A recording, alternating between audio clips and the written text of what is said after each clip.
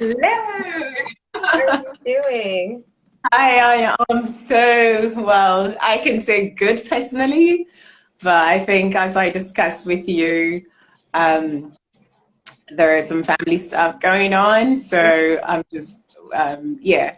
So that has got my mind a little bit occupied. But other than that, I can't complain. How is New York? New York is okay.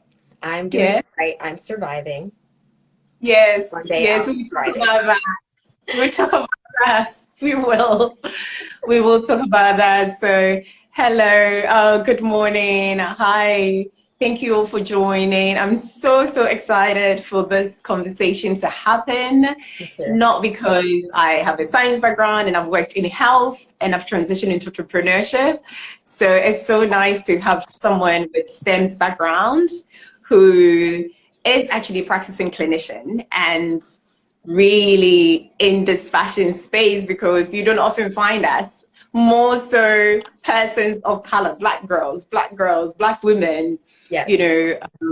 very high accomplished, achieving black women. So I'm really excited for both of our communities to enjoy this relaxed, casual conversation. And I really want this, guys. Oh, good morning to all of you joining from the state this morning. For those of us in the GMT time zone, it's mid-afternoon, early evening. So it's 5 p.m. GMT.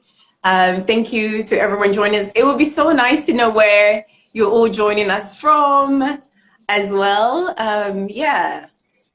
So I'm really excited for everybody joining and tuning in. We'll just give it a few minutes Sure. so that we will start this incredible conversation.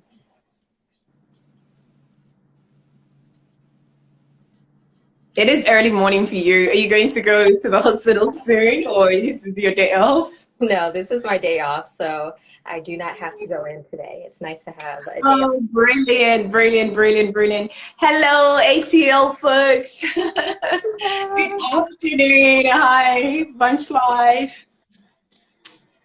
So our community is joining, trickling in. So I do. Hi, greet. Yay, go ATL folks. The community is coming out in droves to support you. I appreciate y'all. I know, I know. I love that. I love a good community. So yeah, fantastic, guys. Hello, folks. I'm Pinaman Owusu-Banahene. I am the founder of Ajwa, and today we are joined by none other than amazing, accomplished Black woman, a doctor, a content creator. Oh, we got someone joining from Ghana. Hi, Aura. Who is crushing it in both fields as a content creator, that we truly admire and reached out to some time back. And also as a clinician and someone with a health background, I'm really interested to really understand your career trajectory that you've taken so that any young person that might be on the call or any older persons like us, our age group, who is even contemplating career or how they turn their hobby into an income generating venture and balance, whether it's being family or work or play with your career. I think that we've got a lot to learn from you. And I'm so excited that we get to have this conversation during Black History Month. One of our main focus is to give this platform to persons of color to amplify, the wonderful work that a lot of you are doing behind the scenes that some of us don't get to see, but also cross-pollinate our communities. Because you're in the US, I'm based between Ghana and the UK at the moment, but I do have a community in Australia and New Zealand. So it's a pleasure to have you join us. And thank you everyone who is on call with us. So I would love for you, Anya, to introduce yourself to our community. Who is Anya Bazzell? Sure, sure. So thank you so much for having me. I'm really excited to be here. So I am Anya Bazzell, also known as Surgery and the City on Instagram and other social platforms in my blog. And I am a family medicine resident physician here in New York City. I have a passion for women's health, so I will very soon be transitioning into almost exclusively practicing women's health, and that transition Mm. will happen after I am done with my residency program. I came into the medical field because I saw a deficit. I wanted to fill that deficit. I grew up in a household with not only my parents and my brothers, but also my grandparents. And so I got to really see my mom kind of tote them along and try to navigate the healthcare system. And it wasn't easy. And I saw that there were discrepancies in bedside manner and the ability to have great health literacy. And I just began to think how many other people who look like me, who look like us, are dealing with that. So my passion for medicine came from my desire to help specifically my community. And so that's Absolutely. what That is incredible because I've moved from working as a senior policy person, where my role was predominantly primary healthcare, and that problem that you're discussing goes, I think, for almost all Black and persons of color. When it comes to our health-seeking behaviors, we really struggle when we don't get the level of care. So it's really wonderful to see that there are so many, new generation Black clinicians or even startup ventures starting in this space to try and address that gap. And I think before we got on call, I was actually sharing a private conversation with you about health-seeking behavior with my own family that we're dealing with. And it's, we're in a very privileged position when we know what to expect and how to engage with the healthcare system, but not everybody is, in the position to be able to get the right health seeking support when their family is seeking help. So I'm really grateful for clinicians like you and who are in this space, but more so moving into a space that is so much needed, women's health. Yes. Women's health. Black women deal with endometriosis. When we go to hospital with preeclampsia, when people have pregnancies, it's all these issues that, that is not well spoken of, but it's endemic within the Black community and brown community, because these issues are very, it's not unique to us. Our Indian, Asian population also face quite similar health challenges. So it's fantastic to have people like you, amazing women like you in this space. But could you also tell me more about what got you into fashion as well? Here you are, STEM's background, it's like cheese and chalk. How fashion, how did you end up in that space? Science and two sides of the brain, really, creativity and the sciences. So yeah. Sure. So my parents have always made me feel like I could do anything, like the world is my oyster and whatever I want to do, I can do. So I really do appreciate and thank them for that, which is why I can live this life of such great duality. But my love for fashion, excuse me, started quite a long time ago. My mom used Yeah. to dress me in all these bows and frocks, and my grandmother and my aunt would always purchase me all these clothing. My dad's sister, my other aunt, she can sew, and my aunt Kim she's super fashionable. So it just runs in the family. My dad Yeah. is such a suave dresser as well. And so I just feel like my entire family is fashionable, and they have just shown me how to put together looks and go out feeling really great about yourself. I think that if you dress well, sometimes that can shock you into feeling even Oh, better, especially if you're having a bad day. If I absolutely. put on a certain color, then I'm feeling amazing. So my family definitely helped me to get into fashion. They've always told me I was beautiful. They never told me to shy away from color. I absolutely love color and prints and loud pieces and things that are bold. I actually won a superlative in the eighth grade, and it was for being best dressed. And it's actually framed and hung in my closet right now. Oh, So, that's fantastic. Wow.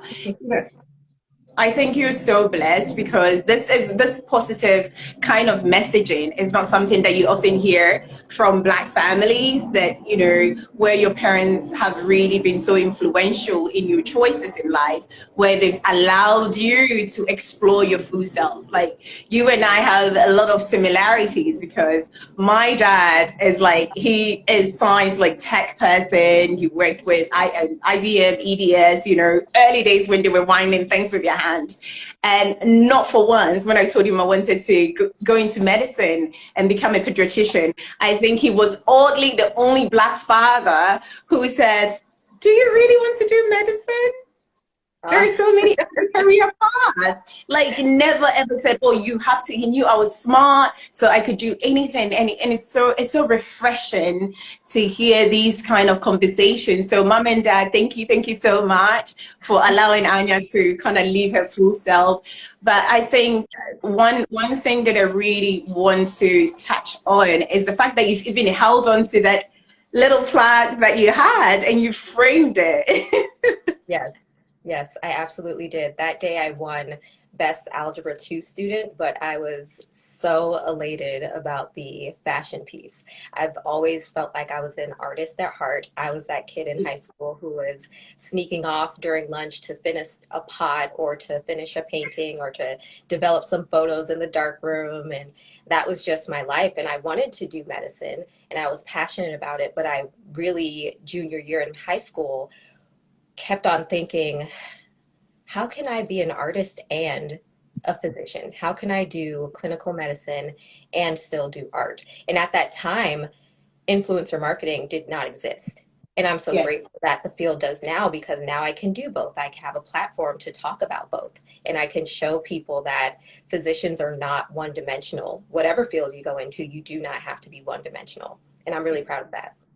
Yeah, I think you're one of, I mean, personally, not many people in this space who broach the STEMs and the arts fields very well. So when you were starting out, did you have any role models? Were there any other people that were doing this that you thought, oh, they look like me, I want to be them, this is so great, and this person could either be my champion or sponsor, which is something I really advocate for Black women and persons of color in the workplace or any field that they want to be in, is to trying to put your head down and get stuff done never moves you ahead. So did you find any role models or people that, were in that space that looked like you that serve as inspiration? And what did you take from that?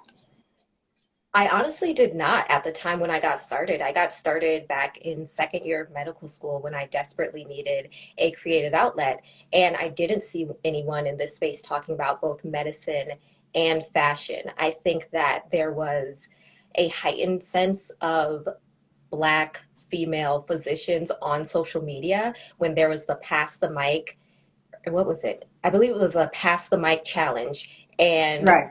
since picked it up, and then all of us found out about these amazing Black clinicians. And so now I have people to look to for inspiration. I have Dr. Kiara King, I have Dr. Nicole, the period doctor, and they're all so amazing and inspirational. But back then I didn't know anyone who was speaking about multiple genres. Right. And I don't think that would have been any different when you were thinking about career options, being, having that science orientation, but also equally creative. Were Mhm. there any support at school for you when you had to make your career choices to say, hey, Anya, this is how you can go about, having both passions and nurturing them? Did you have any career guidance? Was there anything like that at all for you? I did have some career guidance, especially from my guidance counselor in high school. And then, of course, there's guidance in undergrad and medical school, but specifically in undergrad, I was not encouraged to become a doctor because I did not have perfect grades. I did not have anyone in the advising office who looked like me and who would really take me on as their student and help me. But yes, in other realms of my education, I did feel like I had people to go to and ask, but there was not social media back then. I'm aging myself.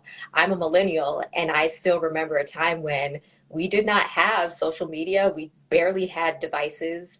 I've had the same number since I was 14 years old because that's when cell phones really became a thing. So yes, I had I had medical advice for sure, because that's a standard career. You have to complete certain steps and check certain boxes to get there. And there's not really a ton of deviation there. But with regard to mixing that with influencing, I was told that it was going to be a negative thing, that I would be distracted, that I would do worse in school.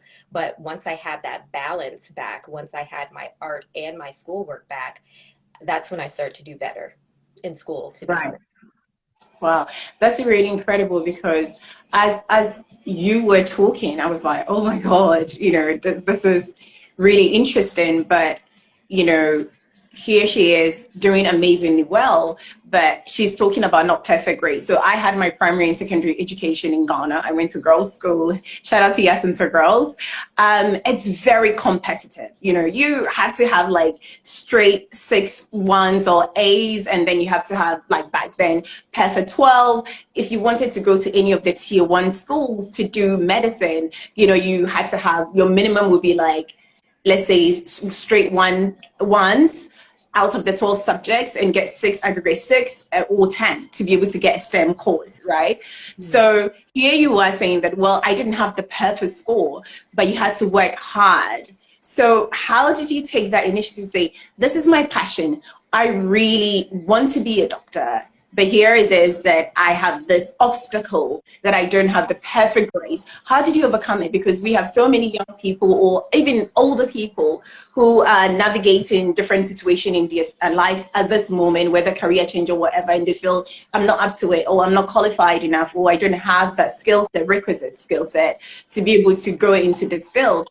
How did you navigate that space to be where you are, so that other people can pick that tips and advice for their own situation, to say, well, if Anya could do it, I can do it as well. Are there any things, what did you do, and what tips can you share? Sure. Well, I am the type of person who does not like to be told no. So there's that. I don't believe in no. If you tell me no, then I'm not talking to the right person, and I need to talk to someone else to figure out what resources I need to get through. I believe that I can do anything that I put my mind to, and my Yeah. faith in God is a huge part of that. I am a spiritual person, and I believe that with God, I can accomplish anything. So that's something that I grew up with, and it's something that has never gone away. And Yeah. then, speaking of faith, my parents definitely helped me along the way, and they kept on speaking life into me in my journey and my dreams. Right. And they kept on speaking words of life and making sure that I was receiving that positive affirmation that I could continue on. And then my dad is someone who also does not take no for an answer. He and I are very much so alike. And he would always tell me when I was at my wit's end, you can't quit, you can't give up, because what's on the other side of your consistency, you know? And so having that mindset and being strong in mind, that's how I was able to conquer what I needed to conquer. Yeah. That consistency, making sure that I told people when I was struggling. A lot of doctors don't like to speak up on that because they feel like, well, I'm incompetent and I can't do my job. And no one Yeah. wants to be questioned as a physician. And so it's important to step outside of that and say, hey, I need additional help. Can you Right. help me? And I absolutely tapped into every single one of my resources that was available to me, even resources I didn't know were available to me. And I made sure that I got them so that I could improve and move forward. So Right. consistency, faith in God, and making sure that I tapped into my resources.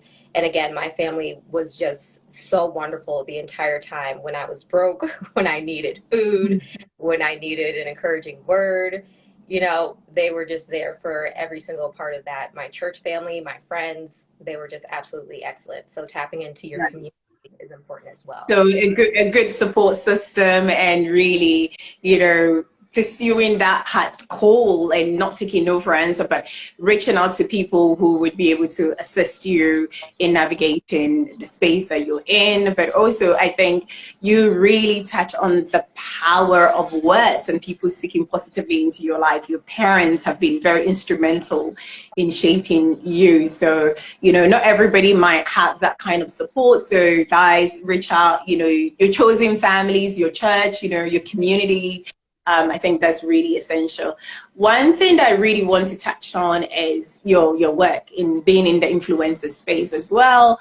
You know, how has it been in navigating the space? You know, now it's very competitive. There are so many influencers, lots of big brands are moving. You know, when I was growing up, it was endorsement by big celebrities, right? You everywhere, it was who was the famous face was getting the biggest endorsement deals. But now we're seeing that this shift to brands working with micro influencers, nano influencers, or mega influencers. So my question to you is, how are you navigating this space, and what has been some of the most amazing collaborations you've had, and what partnerships or collaboration do you have, you know, in the horizon that you're really dreaming about, or future ones that you really love to get access to? Really great question. I think that flexibility and again, consistency have really, really helped me, that along with my work ethic. So the field is ever changing, and the persons who are in positions of power typically don't look like us. And Yeah. they're constantly switching. There's so much turnover. So you may be talking to one person this month for a collaboration, and then the brand doesn't have any more collaborations for you because that person who used to work there is no longer there. They've moved on. And so that is Right. difficult to manage. I am someone who doesn't have a ton of followers, but I have landed some really great sponsorships. I've really enjoyed working with the likes of Lululemon and Nordstrom, and where else did I work with? Nordstrom Rack. And those were just amazing opportunities that Yeah. I am so grateful for and will never take for granted. And I've been able to make some really wonderful content with my Atlanta photographer, Tina, and my New York photographer, Sweetie, and also Lady. So that's been wonderful. I think that going forward, I am going to continue to put my best foot forward to pitch brands every single week. This is something that I do on a weekly basis, no matter Yeah. what my schedule is, because I want to get my name out there. I am building a brand in a portfolio, and I want my brand to elevate as much as possible. And being in the field does mean being a chameleon and changing with the times. We were all constantly posting photos not too long ago. Yeah. Now you have to have more dynamic activity on your page. So now people have to get used to posting videos. So that is Yeah. very important for me to continue to do, to continue to change with the times and evolve, because that's how brands work. They're constantly evolving. With regard to brands that I would like to work with in the future, I have worked with Target in the past. I've worked with them twice, and that was amazing because I've been a long time consumer. But I really want to work with them at the level where I'm helping to produce content for those who are creating lines with them. So, for example, when Tabitha Brown comes out with her next line with Target, I want to be one of the models or one of the spokespersons for that. That's something that I would love to do. I would love to continue working with you all, Agile Market. That's something that's really important to me, and making sure that your creators get out there as well. And then there's a Yeah. few others on the horizon that I can't really speak with or speak about right now because we're still in talks and communication of Yeah. what our partnerships are going to look like, but Yeah. I'm definitely excited about what's to come. Right. So we work with, you know, currently our platform, we launched barely 2 years ago, but we are growing and acquiring more brands. And we work with a lot of young brands, right? They don't have oodles of resources. So, and they would love to be in collaboration with influencers, right? So my question to you is, how does a young brand, you know, who is starting out, has amazing creation, wants to work with micro influencer, nano influencer, how do they even start that conversation? What does it look like? What is the usual expectation for a young brand that might not be able to afford to pay thousands of dollars to $1,000 or $2,000 to get to partner with an influencer? What are some of the ways that they can work with micro influencers or nano influencers or mega influencers? Sure. I think it's all about a conversation. A lot of this influencer marketing business, it's a dance. And so it's, what can I give you? What can you give me? What can I take? What can you take? And so it's definitely important to be upfront about the costs of content production, because there is a cost. This Yeah. is work, and it's work on behalf of the fashion designer as well. And so sometimes those who are just starting out can say, okay, I cannot pay you your rate, but would you be willing to accept this rate? To offer something is really helpful. Or to decrease your expectations as a designer and say, okay, you're not obligated to post anything, but if you could post this garment, I'll send it to you. If you could post it and allow me to have access to reposting the photo or the video on my social media, that would be really helpful as well. It's give and take. And I think that there are absolutely ways to comfortably and respectfully do that. Yeah, yeah, absolutely. I think that's really fantastic that you touched on that.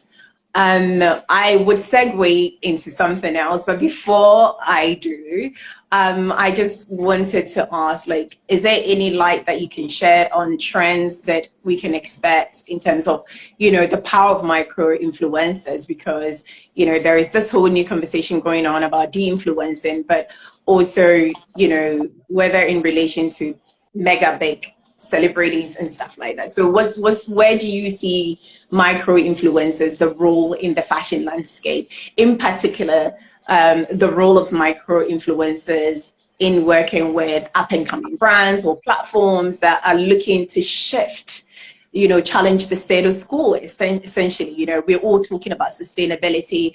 We're all talking about buying slow. We're all talking about working with ethical brands and all of that, and that comes at a cost, and we want to do things right. So what role are micro influencers able to kind of play in this space? I think that micro influencers are very important in this space because we are the ones who are a little bit closer with our communities. It's a bit more close knit. And so when you're thinking about influence, the close knit community is going to actually have more access to that influence. We're the ones who are more likely to be able to keep up with our inboxes and send links and respond to things and respond to DM requests. And, sometimes if there's a student who needs help with something, I'll even give out my number. I'm notorious for that. You can call me. And sometimes you don't really get that with the larger scale influencers, which is no knock to them because, again, it's a lot of work. But I do feel like we are in a very important place to be able to communicate with our audience even more, and communication does lead to influence. I think it's also important to remember that it's not all about the numbers. A lot Yeah. of people are able to get major brand deals by talking the talk and showcasing why it is that we're influential, why it is we're able to convert, and also create amazing content. Yeah. Sometimes just because you have a large number, it doesn't mean that your content is amazing or Yeah. different or stands out. But there are persons like myself, shameless plug, who can Yeah. talk to you about the medicine and then talk to you about the fashion and sometimes combine both. I just created Yeah. a reel about what different specialties would wear to New York Fashion Week. And one of the comments Mm. I got was that there are so many influencers out here, but there's only one surgery and the city. And that made me feel really, really good that as a Oh, micro that's influencer, thank you, that as a micro influencer, I found my niche. I found my way to make myself different. And even though I don't have the number, I can score the brand deals because of that fact. Yeah, yeah, absolutely. I mean, for me, it's about the authenticity of the level of advice that I know that, okay, this person might look like me, or they might have the same level of disposable income as me. So what they're recommending is within reach, it's not this mega aspirational product that I can afford to buy. Let's say, a micro influencer might not necessarily be endorsing a $5,000 purse or necessarily, unless they're super affluent, upper class, micro rich kid, so then things are within reach, but also the level, as you said, there is a lot more close knitness with you and your community. So your word is very powerful and it's very influential in that level in terms of choices and things like that. Well, it's Black History Month. Yes, in the States, because in the UK, we celebrate Black History Month later down the year. In the States and parts of Europe, Black History Month, February. Well, Black History Month, for those of us, it's every day, every time. But for the rest of the world, the one time that the spotlight is on us and our people and educating and hoping to educate and also cross-share information about culture and different the opportunities and challenges that we face. You know, we're major consumers of fashion, of the culture really, and pace setters in this space. But we also can't overlook some of the challenges that is well documented. I don't need to give the statistics. We've all seen George Floyd, Black Lives Matter, and all the things that have happened over the last couple of years. Right. But I think what really struck me is we've been talking since last year till now. And then I been reading your styling tips and all, your trip to Atlanta and coming back and all of that. And then realizing your new blog was talking about corporate lynching. And when I hear the word lynch, it takes me back to some really dark, horrible times of things, the atrocities that happened to, ancestors of a lot of our African American or Black American cousins, So when I saw that word, I thought, oh my God, this is horrible. Like, I really don't know if I've got the stomach to read this. And then I read your account of what has happened to you, all the microaggression and indirect bullying. Can you shed light on that kind of catchphrase, corporate lynching? Like, what does that mean? And why that word? Because for me, it's just like, it's horrible. Yeah, it takes me to a really dark place. So can you talk about that in light of microaggression and things that a lot of Black professionals face at work? Sure. So to me, workplace, well, first of all, I did not come up with the term, at least I don't believe I did. I did see something very similar in a book that I found. I just wanted to make sure I wasn't co-opting anyone else's idea. But to me, workplace lynching is when you publicly humiliate or bully someone in the workplace, and it may or may not lead to the death of a career. And it is very strong language, but it's something that I wanted to put out there because the impact is very strong. I wanted people to understand that when it comes to Black persons in the workplace, lynching does not occur just on trees. It occurs at work by the hands of people who may not even know or understand that's what they're doing. And it's something that we really need to talk about. I feel like a lot of companies nowadays will have all of these social justice meetings and all of these sessions, and they'll talk about it, and that's great, but so often it comes off as performative because what is going to happen next? We had the conversation. What now? There need to be policies in place to keep people from misbehaving. I think a lot of people want to have the right or hold the right and the space to say, well, I'm living and learning. It's 2023. When are we going to stop living and learning and allow Black people to live and do their job and be left alone?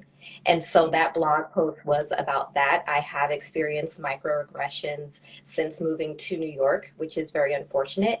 And I think that it's easier for me to pick up on them because that was not my experience in Atlanta. I'm coming from an HBCU. I'm coming from a Black city where you can be around only people who look like you if you want to, and where diversity is not as important and talked about as it is here in New York City.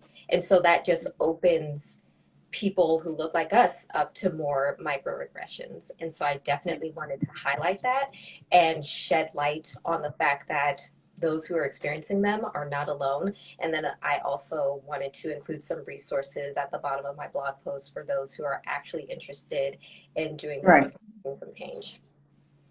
Right, cool. So, I mean, there are endless resources. So please, if you're listening and you're having challenges with microaggression at work, or bullying of any sort, please reach out to, a reliable ear, someone who is going to help you navigate that space in in the most impactful way, because I think one of the things that you said in your subsequent post was also knowing when to say no, or when no is actually a good enough response as well.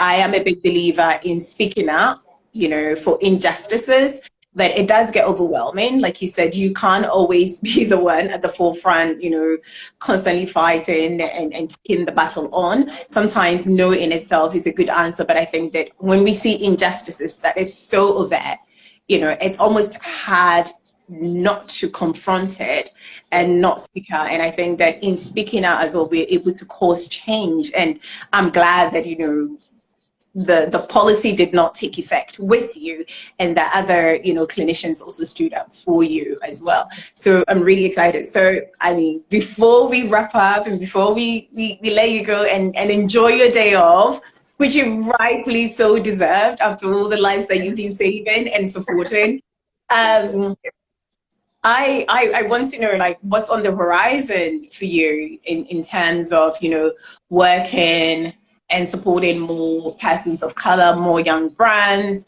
but also what can we expect from, Surgery in the City? What can we expect from our future women's health specialist? So on the horizon for me personally is life. I've been in school for quite some time. It's been 17 years since I started my journey as a physician in training. And by 2024, I will be done. By April 2024, I will be moving back to Atlanta and then flying back to New York for graduation in June. Yeah. And I am excited to just have my life and my time and my energy back and to be able to control my schedule. That's going to be amazing for me. I am in hopes of purchasing a home and just really starting my life and doing things for me.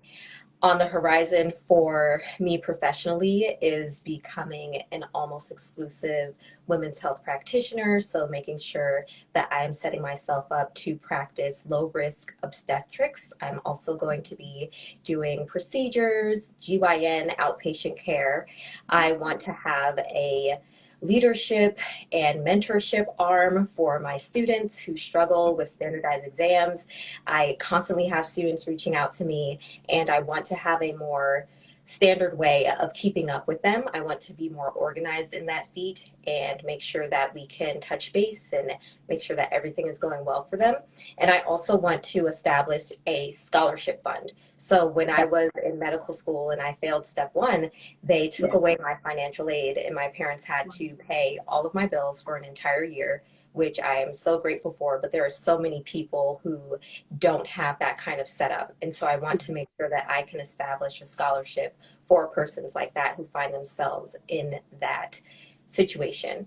And then with regard to Surgery in the City, I look forward to expanding, working with more dream brands, getting my name out there, and going to more fashion weeks. I am so excited to have attended my first fashion week this last fall, and I really look forward to the next one so that I can bring more of the trends and the fashion and the colors to my audience. And I look forward to the Milan and the Paris Fashion Weeks as well. Excellent. Oh my gosh. Thank you. Thank you so much. Like, for gracing us with your presence. And it's so refreshing, selfishly, to talk to another person who has a STEMS background and is, navigating the fashion space and making a career as well, equally a thriving career out of the fashion space as well. So I'm really, there is so much value alignment in a lot of the things that you spoke about. And I love the vision, and I love to see that, you were talking about buying your first home. I mean, there are so many themes that we could talk about, like, first home ownership, saving for it, some tricks and tips, all of that. I think, let's hold out for International Women's Day. Maybe there might be like, another double take to have a conversation around, because I'm incredibly passionate about wealth creation among persons of color. You know, some of us have seen wealth before and have wealth come and go. So maybe not so much respectful of wealth, but really how do we build intergenerational wealth within Black and Brown communities? And, you know, how do you get onto your first property without mom and dad writing you the first check? So I think there is a lot that you can impact to other people, I think, in that space as well. And I think that is the beauty about talking to people that don't have the linear path of a career pathway, and people that have been blessed enough to be able to chart different paths, because then it's so more richer and interesting talking to you, because there are so many things we could talk about. There are so many synergies, and I hope that Adwoa grows and become an amazing company that is able to contribute to part of your scholarship, you know, and be able to support you in that journey. Because for me, I was privileged enough to go to school as an international student in New Zealand. Dad, thank you, may you rest well. You know, so I've had a very privileged life, but I've always said that with privilege comes responsibility, right? I knew about grocery delivery before it was even a thing. In 2004, my dad will order my food for it to be delivered because he didn't trust me with money. But, you know, these are things that a lot of Black kids don't get to talk about. Yes, I'm very privileged, but I've also had my own challenges and navigated things, and I've worked hard. And yes, I'm a high achiever, and I'm in this space, right? And I think the more we dialogue, the more we have these conversations, then it opens up and it allows a lot of young Black and Brown kids to dream and to see what is possible. So I'm really thankful that, you know, to see this vision that you have, and I hope that we're able to be a part of it, because I have a heart for philanthropy. I have a heart to see our people taking up space and you know, being given the platform that we so well deserve. Because I feel like if we don't create the table and find the right allies, you know, let me recognize, because I'm very blessed that I grew up in an environment where I had that in New Zealand. People were really supportive, and I wouldn't be here without the support of my own family and friends and community. But similarly, of the people in Wellington that believed in what I was, you know, building and dreaming of, people seeded into it. And this is why we're here today. So I very much believe in the spirit of community. I very much believe in supporting others. So I hope that, you know, we can be a part of your journey someday, and be able to contribute to make sure that a lot of young Black people or persons of color that might not have the means, you know, to pay for their school fees fully or partly, your scholarship will be able to support them, and will be able to, because I am a recipient of my second master's, was paid for by achieving in scholarship by the UK government. So, you know, to study at LSE. So I'm very much, you know, aware of that yes, I had the privilege of both school fees being paid by my dad, but for my second master's, you know, it was given to me as a recognition for something. But I know that other people contributed to the pot that was able to give me some kind of support whilst I was studying. So thank you so much for gracing us with your presence, and spending this time and letting us get to see a little bit of an insight into who this amazing dynamic woman is. And I hope that this is the beginning of many ongoing partnership conversations and support. So thank you so much for being here. Thank you so much. Thank you all for tuning in. And definitely, let's do this again. There's so much that we can discuss, and hopefully I will have a home ownership blog post out there soon, and we can discuss that as well. Absolutely. And yes, thank you so much, community, for tuning in. Those of you from New York, ATL, parts of the States, and in Ghana and Australia, New Zealand, who joined. Thank you so very much for joining. And we would save this and share. Hopefully, I'm not technically challenged. We'll be able to share this with you for those of you that couldn't join us. Thank you so much. Have a great day and a great weekend ahead. Thank you. You too. Thank you all. Bye. Bye.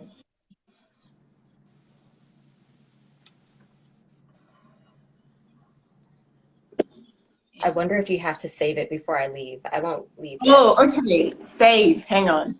This is going to be interesting.